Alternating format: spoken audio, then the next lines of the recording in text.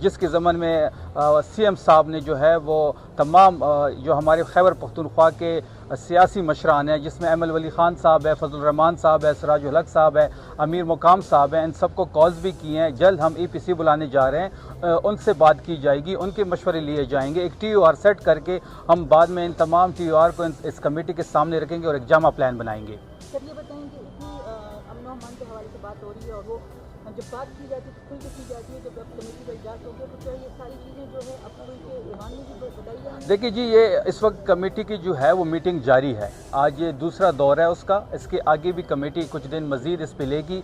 इसके बाद EPC होगी, उसके बाद TOR सेट किए जाएंगे और इसके बाद इस रिपोर्ट को पब्लिक किया जाएगा। इस सूबे का वज़ीर आला जो है वो बाख्तियार वज़ीर आला है। इस सूबे का मैंडेट इमरान खान साहब के पास है।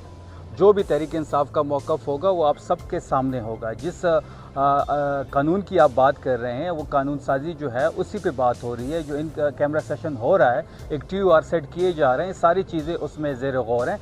सारी चीज़ें जब फाइनल हो जाएगी तो आप सबके सामने होगी। हम चाहते हैं कि इस सूबे के फ़ैसले यहाँ का इलेक्टेड वज़ीर आला करे। इस सूबे के फ़ैसले